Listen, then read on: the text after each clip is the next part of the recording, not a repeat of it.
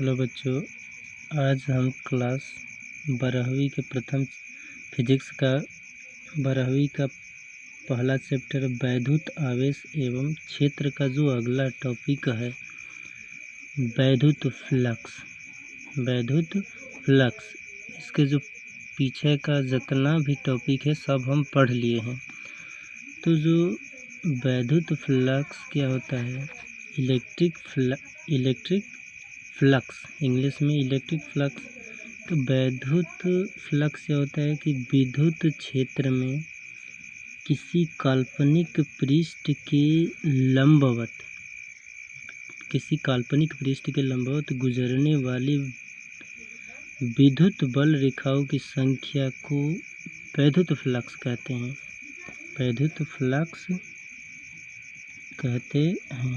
यानी विद्युत क्षेत्र में किसी काल्पनिक पृष्ठ के लंबवत गुजरने वाली बल रेखाओं की संख्या को वैद्युत फ्लक्स कहते हैं। इसे φe से प्रदर्शित करते हैं। इसका जो मान होता है पृष्ठीय क्षेत्रफल तथा विद्युत क्षेत्र की तीव्रता के अदिश गुणन के बराबर होता है। इसका जो मात्रक होगा वेबर या मैक्सवेल होता है। अब वैद्युत फ्लक्स, तो वैद्युत फ्लक्स का यहाँ चित्र है कि किसी काल्पनिक पृष्ठ है, सरफेस है, कोई काल्पनिक पृष्ठ है, इस पृष्ठ के लंबवत है बल रेखाओं की संख्या है। इसके लंबवत गुजरने वाली वैद्युत बल रेखाओं, ये वैद्युत बल रेखाएं हैं, इनकी वैद्युत क्षेत्र में गुजर रही है। वैद्युत क्षेत्र में पृष्ठ के लंबवत गुजरने वाली बल रेखाओं की संख्या को ही क्या कहते हैं, वैद्युत फ्लक्स कहते हैं। अब इसका जो सूत्र होता है φe बराबर E into E dot A vector, इसका मात्रक वेबर होगा। अब किसी कोण के लिए दो तीन सूत्र हैं, इसको याद रखना। किसी कोण के लिए φe बराबर E dot A cos theta, यहाँ डॉट है, क्रॉस नहीं है। E dot A cos theta छोटे से भाग के लिए, dA भाग के लिए d φe बराबर E into dA cos theta. तिरछे पिंड के लिए, अब तिरछे पिंड जब घन कोण पढ़ाया गया था तो उसमें पढ़ाया गया था घन कोण के बारे में। तो d φe बराबर E into dA cos theta, ये सूत्र है। अब संपूर्ण पृष्ठ के लिए इसका इंटीग्रेशन कर देंगे, समाकलन कर देंगे। φe बराबर integration E into dA cos theta. अब इसका वैद्युत फ्लक्स का मात्रक और विमा इसका अगर निकालेंगे तो वैद्युत फ्लक्स का मात्रक और विमा तो φe बराबर E इंटू ए, वैद्युत क्षेत्र की तीव्रता का जो मात्रक होता है न्यूटन प्रति कूलम, इंटू में एरिया का मात्रक मीटर स्क्वायर। इसका जो मात्रक होगा न्यूटन मीटर स्क्वायर प्रति कूलम। φe का बीमा, इसका बीमा निकालेंगे तो न्यूटन का बीमा होता है mLt-2 और क्षेत्रफल का बीमा, मीटर का बीमा L स्क्वायर। उसके बाद कूलम्ब का कितना होता है 80 होता है। इसका बीमा कितना होगा, इसका बीमा हो जाएगा m L3, उसके बाद a पर -1 t पर -3, ये इसका बीमा हो जाएगा। अब जो अगला टॉपिक है, अगला हेडिंग है गॉस का प्रमेय। अगला जो हेडिंग है गॉस का प्रमेय। गॉस का प्रमेय यह होता है कि विद्युत में गॉस का प्रमेय किसी विद्युत क्षेत्र में, विद्युत में गॉस का प्रमेय किसी विद्युत क्षेत्र में खींची गई काल्पनिक पृष्ठ, जिसे गॉसियन पृष्ठ कहते हैं, जिसे गॉसियन पृष्ठ कहते हैं उससे गुजरने वाला विद्युत फ्लक्स एवं निर्वात की विद्युतशीलता के बीच संबंध को बताता है। यानी किसी काल्पनिक पृष्ठ जिसे हम गॉसियन पृष्ठ कहते हैं उससे गुजरने वाला वैद्युत फ्लक्स का मतलब फाई एवं निर्वात की विद्युतशीलता का मतलब कि एप्सिलॉन 0 के बीच रिलेशन बताता है, संबंध बताता है। अब इस प्रमेय के अनुसार यानी गॉस के प्रमेय के अनुसार विद्युत क्षेत्र में खींचे काल्पनिक गॉसियन पृष्ठ। इस प्रमेय के अनुसार विद्युत क्षेत्र का मतलब कि ऐसा क्षेत्र जहाँ पर कोई अन्य आवेश ले जाया जाता है तो आकर्षण एवं प्रतिकर्षण बल का अनुभव होता है, वही विद्युत क्षेत्र होता है।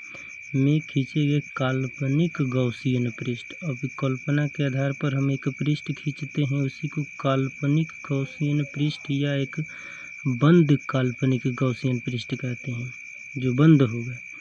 से गुजरने वाला वैद्युत फ्लक्स का मतलब फाई ई उस पृष्ठ पर स्थित संपूर्ण आवेश का मतलब कि पूरा आवेश, संपूर्ण आवेश एवं निर्वात की विद्युतशीलता के अनुपात के बराबर होता है।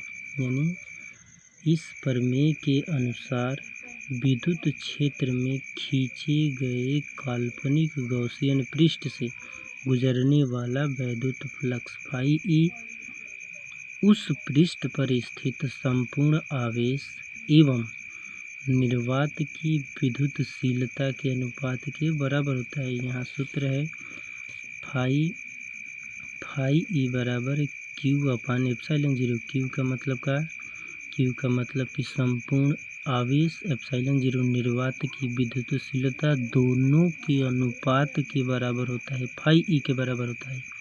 यानी फाई ई विद्युत आवेश जो होता है इसमें गॉसियन पृष्ठ गॉस के प्रमेय के अनुसार वैद्युत फ्लक्स यानी फाई ई उस पृष्ठ पर स्थित आवेश और निर्वात की विद्युतशीलता के अनुपात के का होता है, बराबर होता है। अब इस प्रमेय को थोड़ा सिद्ध करेंगे, ये वाला सूत्र लाएंगे तो इसको अगर सिद्ध करेंगे लिखेंगे यहाँ पर, ये थोड़ा सा रुक जाओ,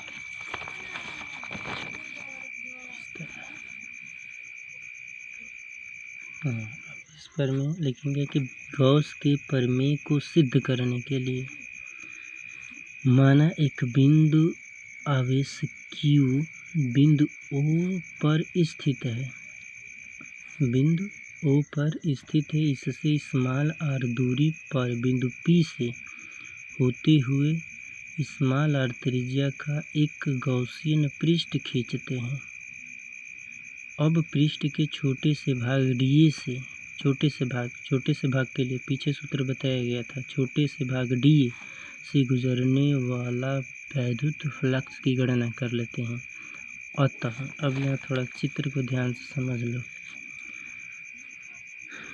चित्र को माना एक बिंदु आवेश प्लस Q है, बिंदु आवेश प्लस Q जो बिंदु O पर स्थित है, इससे स्मॉल r दूरी पर, ये वाला स्मॉल r दूरी है, स्मॉल r दूरी पर बिंदु P से होते हुए, अब देखो इस तरह बिंदु P से होते हुए स्मॉल r त्रिज्या, इतना ही त्रिज्या, स्मॉल r त्रिज्या का एक काल्पनिक बंद गॉसियन पृष्ठ खींचते हैं।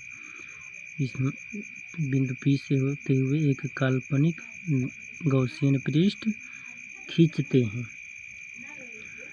अब पृष्ठ के छोटे से भाग, अब देखो यहाँ पर छोटे से भाग, अब छोटे से भाग का मतलब कि DA, छोटे से भाग का मतलब कि DA से गुजरने वाला, छोटे से भाग से गुजरने वाला गुजरने वाला वैद्युत फ्लक्स की क्या करते हैं, अब गणना करते हैं। तो ई विद्युत क्षेत्र की तीव्रता, यानी वैद्युत फ्लक्स गुजरेगा वैद्युत क्षेत्र की तीव्रता से होकर जाएगा, तो वैद्युत क्षेत्र की तीव्रता और डी ए वेक्टर के बीच का जो कोण थीटा है।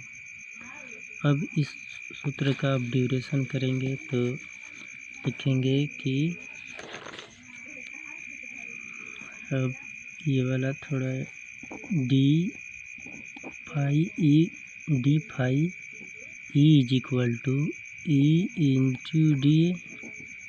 अब किसी एंगल के लिए, किसी कोण के लिए डी फाई ई बराबर E into d A cos theta. अच्छा एक चीज़ है, ये इसमें एक सूत्र हम पीछे पढ़े हैं, बिंदु आवेश के कारण वैद्युत क्षेत्र की तीव्रता ई बराबर 1/4 pi epsilon 0 q upon r square. ये वाला सूत्र पीछे हम पढ़े हैं। तब रखेंगे d phi E is equal to E के स्थान पर इतना रखेंगे, ई के स्थान पर इतना रखेंगे तो होगा 1/4 pi epsilon 0 q upon r square. ये वाला उसी तरह रहेगा डी ए कॉस थीटा। अब इसको इस तरह थोड़ा लिखो, d phi is equal to इस तरह q upon 4 pi epsilon 0 d A cos theta upon r square, d A cos theta upon r square. चूँकि हम जानते हैं कि डी ओमेगा, अब डी ओमेगा का मतलब क्या है, डी ओमेगा का मतलब घन कोण, ये वाला घन कोण होता है। तो घन कोण का सूत्र पीछे लिखवाया गया है डी ए कॉस थीटा बटा में आर स्क्वायर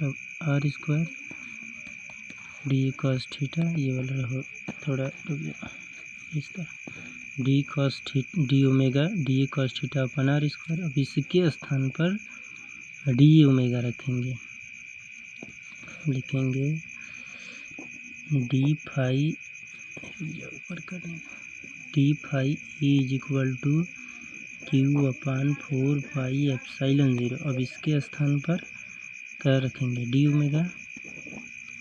अब इंटीग्रेशन करेंगे, अब थोड़ा इसको इंटीग्रेशन करेंगे,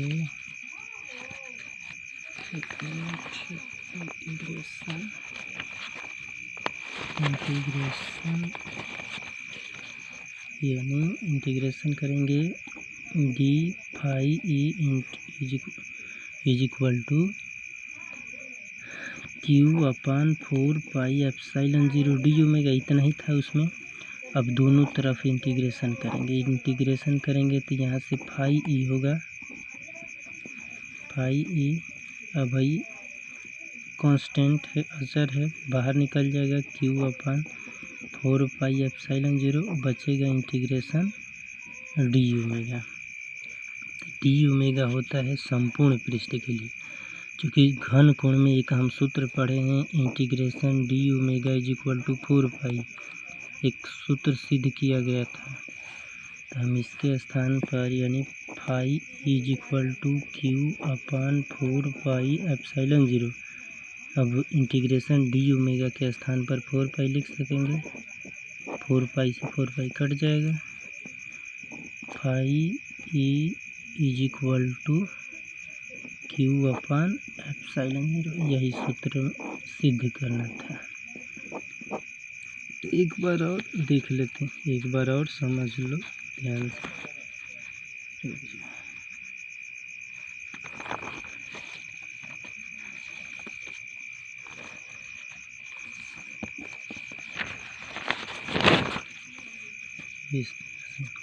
यानी इस प्रमेय को सिद्ध करने के लिए माना एक बिंदु आवेश Q है जो बिंदु O पर स्थित है। इससे स्मॉल r दूरी पर बिंदु P से होते हुए एक काल्पनिक गॉसियन पृष्ठ खींचते हैं स्मॉल r त्रिज्या का। अब छोटे से भाग, ये वाला छोटे से भाग dA से गुजरने वाला विद्युत फ्लक्स की गणना करते हैं। ये वाला गॉसियन पृष्ठ है, तब डी फाई ई बराबर ई इंटू डी ए, ये सूत्र होता है, मैंने सूत्र है। वैद्युत फ्लक्स गुजरेगा काल्पनिक गॉसियन पृष्ठ से, तो डी फाई ई बराबर संपूर्ण पृष्ठ के लिए निकाल रहे हैं, डी फाई ई बराबर E into d A, d phi E बराबर E into d A cos theta किसी एंगल के लिए, कोण के लिए। अब ये वाला सूत्र हम पीछे पढ़े हैं, ई बराबर 1/4 pi epsilon 0 q upon r square, बिंदु आवेश के कारण विद्युत क्षेत्र की तीव्रता का सूत्र है ये वाला। तब ई के स्थान पर ये वाला रखेंगे, तो ई के स्थान पर ये वाला रखेंगे, ये वाला तो उसी तरह होगा, तो हम इसको एक में लिख देते हैं। अब चूँकि ये वाला एक सूत्र बन गया, डी ओमेगा बराबर d cos theta upon r square घन कोण का, ये यहाँ पर रखेंगे। जब यहाँ पर रखेंगे इधर दोनों तरफ समाकलन करेंगे इंटीग्रेशन, तो ये वाला फाई ई हो जाएगा, ये वाला कांस्टेंट है बाहर निकल जाएगा, बचेगा integration d omega is equal to 4 pi. अब इंटीग्रेशन डी ओमेगा के स्थान पर 4 पाई से 4 पाई कट जाएगा, फाई ई बराबर Q upon epsilon 0, phi E बराबर क्यू अपान एप्सिलॉन 0, यानी संपूर्ण आवेश और निर्वात की विद्युतशीलता के अनुपात का होता है, बराबर होता है फाई ई वैद्युत फ्लक्स। यही गॉस का प्रमेय है। अब कल आगे पढ़ेंगे गॉस के प्रमेय का अनुप्रयोग। आज की वीडियो में बस इतना ही।